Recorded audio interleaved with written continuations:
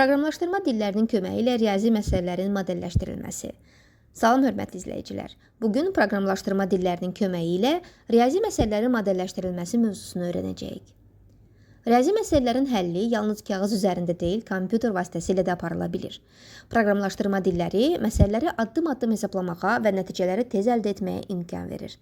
Bu dərsdə biz riyazi problemlərin proqram vasitəsilə necə modelləşdirildiyini öyrənəcəyik. Riyazi məsələnin modeli.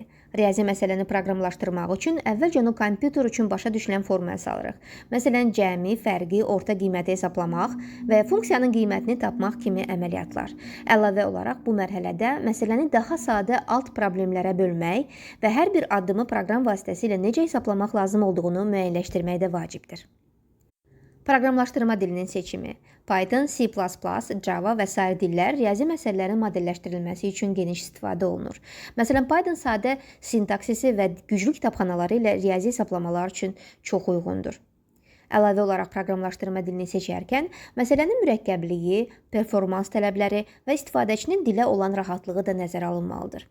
Python ilə sadə nümunəyə baxaq. Biz 3 ədədin cəmini tapmalıyıq. Bu proqram istifadəçidən 3 ədəd alır, cəmləyir və nəticəni göstərir. Prosesin modelləşdirilməsi mərhələləri. Problemin müəyyənləşdirilməsi. Məsələnin həqiqi məqsədini və verilən şərtlərini tam başa düşmək, hansı məlumatların lazım olduğunu və hansı nəticələrin əldə edilməli olduğunu müəyyən etmək lazımdır. Riyazi modelin qurulması. Problemin həlli üçün istifadə olunacaq riyazi düsturlar və əməliyyatlar seçilir, mürəkkəb məsələlər sadə addımlara bölünür və kompüter üçün uyğun formaya çevrilir. Proqramın yazılması.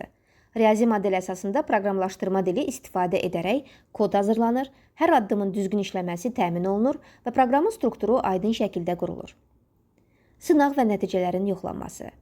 Hazırlanmış proqram müxtəlif giriş məlumatları ilə sınaqdan keçirilir, nəticələr nəzərdən keçirilir, səhvlər düzəldilir və proqramın dəqiqliyi təmin edilir. İndi isə test nümunələrinə baxaq.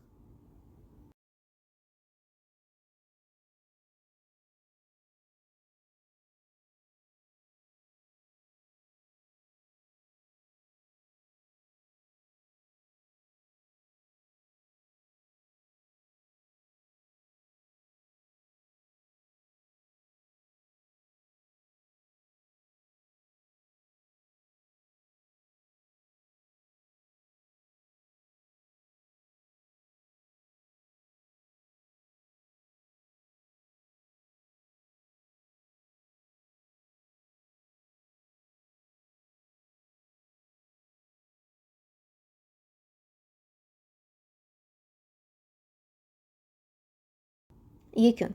Bu dərsdə öyrəndik ki, riyazi məsələlərin kompüter vasitəsilə həlli mümkündür.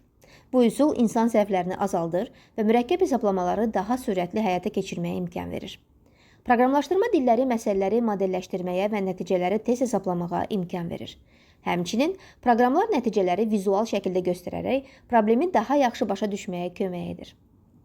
Riyazi məsələnin modelləşdirilməsi mərhələləri. Problem, riyazi model, proqram, nəticə. Bu mərhələlər hər bir riyazi və praktiki məsələnin sistemli və dəqiq həllinə zəmin yaradır. Dərsimiz burada sona çatır. Növbəti dərsdə görüşənədək sağ olun, sizə uğurlar.